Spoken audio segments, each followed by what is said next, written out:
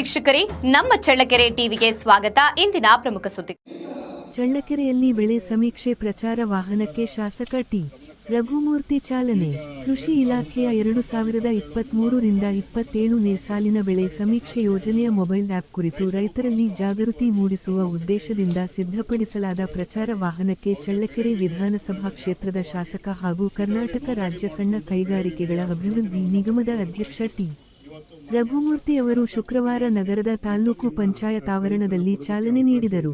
ಈ ಸಂದರ್ಭದಲ್ಲಿ ಮಾತನಾಡಿದ ಅವರು, ರೈತರು ಬೆಳೆ ಸಮೀಕ್ಷೆಯನ್ನು ನಿಖರವಾಗಿ ದಾಖಲಿಸಿಕೊಳ್ಳುವ ಮೂಲಕ ಸರ್ಕಾರದ ವಿವಿಧ ಕೃಷಿ ಯೋಜನೆಗಳ ಸೌಲಭ್ಯಗಳನ್ನು ಪಡೆಯಲು ಸಹಕರಿಸಬೇಕು ಎಂದು ತಿಳಿಸಿದರು.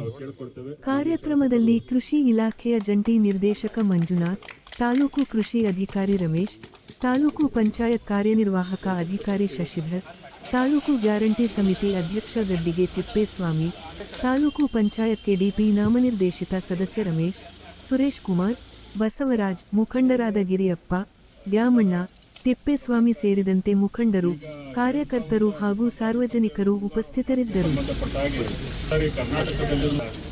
ರೈತರು ಬಹಳಷ್ಟು ಆರ್ಥಿಕವಾಗಿ ಸಂಕಷ್ಟಕ್ಕೆ ಈಡಾಗತಕ್ಕಂಥದ್ದು ಇರೋದಕ್ಕಾಗಿ ಅವರಿಗೆ ಬೆಳೆ ವಿಮೆನಲ್ಲಿ ವ್ಯಾಪಕವಾಗಿ ಇದರಲ್ಲಿ ನೋಂದಣಿ ಮಾಡಿಕೊಂಡು ಬೆಳೆ ವಿಮೆಯ ಪ್ರಯೋಜನವನ್ನು ಪಡ್ಕೊಳ್ಳೋದಕ್ಕಾಗಿ ಇವತ್ತು ಮಾನ್ಯ ಶಾಸಕರ ಬಿತ್ತನೆ ಅಂತೇಳಿ ನಿರ್ಬಂಧನ ಕ್ಲೈಮ್ಸ್ ಅನ್ನು ಕೊಡೋದಕ್ಕೆ ಅವಕಾಶ ಇದೆ.